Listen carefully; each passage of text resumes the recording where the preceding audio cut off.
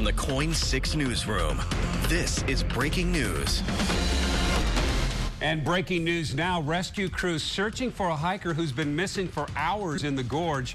The woman left on a camping trip Monday with her golden lab. Tonight, another hiker reported that woman was above Horsetail Falls when she lost the trail. Joel Iwanaga is there live now with the breaking details on this search for us. Joel?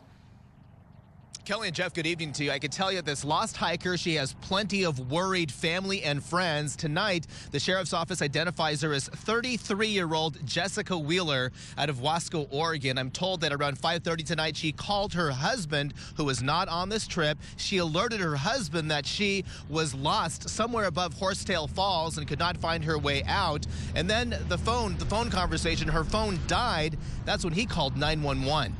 Take a look. I've learned that this woman and her dog, a golden lab, set out on this camping trip on Monday. I've learned that search and rescue crews are now on the trails near Horsetail Falls as we speak tonight, searching for this lost hiker. Now, searchers were able to find Jessica Wheeler's car parked in the lot of the Oneonta trailhead nearby. Again, attempts to call her cell phone have been unsuccessful. I've learned that the Multnomah County Sheriff's Office Green Hornets Trail Rescue Team, along with search and rescuers, will search overnight. And of course, the concern overnight here, we have mild temperatures, which is good, but we are worried because there are drop-offs. There are areas of, she said she lost a trail. If she's continuing to work through the trails or through the woods or something, that we have the problem that she could become cliffed, what we call cliffed out, where she gets down and stuck in one area and unable to get back up and out onto a trail. Yeah, that is a huge concern for sheriff's searchers. Again, the concern right now, not so much the overnight temperature. It's very mild out here tonight in the gorge, but the type of supplies, if any, such as water and food that Jessica Wheeler may or may not have tonight. Again, her cell phone may just be out of battery. Back live now, I'm told once again that 2 teams of very experienced search volunteers will be out overnight, hopefully to locate Jessica Wheeler, 33 years old. Reporting live here in the gorge tonight, I'm Joel Iwanaga, KOIN 6 News. Kelly and Jeff will send it back to you in the studio. All right, Joel, thank you. And we're following more breaking news tonight. A shooting in Gresham. Investigators just left the scene on Southeast 190th near Stark. Witnesses tell us they heard 4 to 5 shots, and they're worried about this continued violence. It just gets to the point where you can't even have kids around here. They end up getting shot or in a crossfire. One victim was taken to the hospital, and we're working to learn if police have made any arrests so far. A developing story now. People living in Happy Valley are being told to keep a close eye on their pets and their small children after even one more cougar sighting today. There were at least 2 more sightings today near 132nd and Ridgecrest. Joel Iwanaga tracked down the contractor who tells us he was outside working when he saw that big cat scamper up a tree. As soon as I keyed my eyes in on it, it moved right back up the tree. Based on its size and how quickly it moved up the tree, I was pretty sure it was a cougar. Now, state wildlife officials say this was the 3rd sighting here in Happy Valley since last week, but today they couldn't find any sign of that cougar. This cougar was found in a backyard tree, the one you're looking at here in northeast Portland on Friday. It was tranquilized, then later euthanized because wildlife officials told us that cat lost its fear of humans. A missing Camas teenager whose story grabbed national headlines is safe tonight. 17-year-old Angie Dean had been missing for more than 2 weeks, and detectives tell us they found her today thanks to more than 150 tips from the public. We found out they tracked Angie to Clackamas Town Center this afternoon. We talked with her mother tonight, not long after she got the call from detectives. When I found out, it was happy tears. It was just, we're so excited and relieved, and that's it. It's just, we're feeling relieved. Trying to find anything. Angie's family believes she was the victim of sex trafficking, but it's not clear yet exactly what happened to her. Deputies tell us this is still an active investigation, so they're looking into everything, even the possibility of human trafficking. New at 11 now, Portland police deal with some pretty strange crimes, but this may be a first. Today, one of Portland's mounted patrol, one of the police horses, was assaulted with a karate kick while on duty. Police tell us the horse named Olin was patrolling near Northwest 6th and Hoyt when he and his partner stopped to talk with a group of people. And that's when they say 29-year-old Joseph Cruz ran up behind them, gave a battle cry, and then karate kicked Olin in the thigh. Police tell us luckily it didn't faze the horse and the horse was not hurt. Then they arrested Cruz.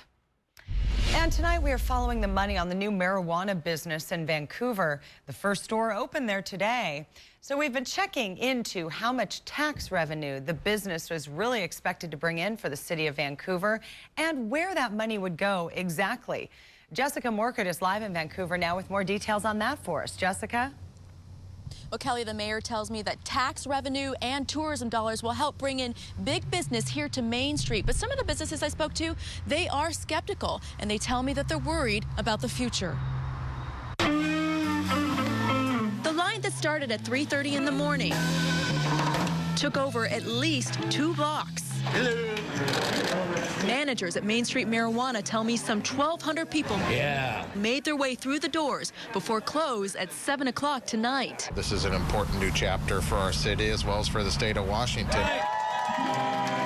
Vancouver Mayor Tim Levitt stood by his decision to cut the ribbon at Wednesday's opening. You know, I cut the ribbons for all kinds of businesses, whether it's new liquor stores or new Walmart. With 6 recreational marijuana businesses opening in Vancouver, Levitt tells me legal marijuana will bring in an estimated $180,000 in tax revenue per year, money that will be redirected to the general fund and public services. We checked and found that's just a drop in the bucket when it comes to the city's annual operating budget at over $100 million a year. It's not a big economical boon for the public agency, the city of Vancouver. I think really the biggest benefit is to the businesses that are in and around these retail shops. Based on evidence from Colorado, Levitt tells me tourists and people who might not otherwise visit Vancouver's Uptown Village will now come here. Today is in the end going to cost me to turn the lights on today. But I spoke to nearby business owners like Evan Smith with K9 Utopia and Bonnie Brazier of Blue Door Bakery, who are hoping today is not a trend, with crowds that actually kept some stores closed. How are your sales today? Sales were good. They were a normal Wednesday for us, actually. They weren't huge. The clients were different. The customers were different. Now, some of the business owners who I spoke with today tell me that they hope that Main Street here will eventually look a little bit more like Northwest 23rd Avenue in Portland. Meanwhile, Mayor Levitt tells me he plans to meet with Mayor Charlie Hales in the near future, and the marijuana business will likely be a topic of conversation. Live in Vancouver, Jessica Morkert, KOIN 6 News. Jessica, thank you. Developing tonight, a man accused of killing 6 people, including 4 children at a Houston area home, is now in custody. He surrendered tonight after a 3-hour standoff with deputies. A 15-year-old girl who was the only one who survived in that home helped authorities identify the suspect, and she offered a clue as to where he was headed. Still no word on a motive behind that deadly shooting. New at 11 now, a local couple is now taking on Chrysler after an issue with a part on their Jeep's muffler caused the bumper to catch fire. This happened back in 2012, but the couple just filed the federal lawsuit against the automaker for $5 million. They claim that muffler mounting bracket on the Jeep Patriot is prone to collapse. According to the court documents that we got a hold of, Marty Leisure is now asking Chrysler to admit fault and publicly let people know about the defective part and actually how dangerous it can be. We're going beyond the headlines tonight on gang violence in Portland after an innocent 5-year-old child is wounded in crossfire. We brought you this as breaking news last night at 11, and tonight police tell us that boy was hit in the leg. He is expected to recover, but we're asking what's being done now with the number of gang violence cases so far this year, the highest it's been in Portland in 13 years. Well, the Office of Youth Violence Prevention tells our reporter Cor Harlan they have a new effort to try and protect people who speak up and help identify gang shooters. And what we've got to change is that crazy thought process. It's a cultural process. That is not what snitching is. What's happening to our community, a few bullies have us held hostage. We found out the city of Portland funds several programs to steer kids away from gangs, but they say there isn't nearly enough money to help everyone they'd like to. Right now, a Vancouver clinic is caring for kittens abandoned in a box near a dumpster. A viewer contacted us about this. She tells us a family heard those kittens crying this morning near the Salmon Creek Fred Meyer. They took the kittens to the companion pet clinic and were told the kittens are in pretty rough shape. So if you may have seen someone leaving that box, you're asked to contact the clinic. You can find their number on our website tonight, KOIN.com. Police launch a search to find the person who donated 3 real human skulls to a Goodwill store. We'll have more on that coming up. And next, a new development in a KOIN 6 investigation. After catching local daycare employees smoking out of a bong on the job, we've learned other daycares have provisions that allow them to smoke medical marijuana. So we're going to the state to find out why.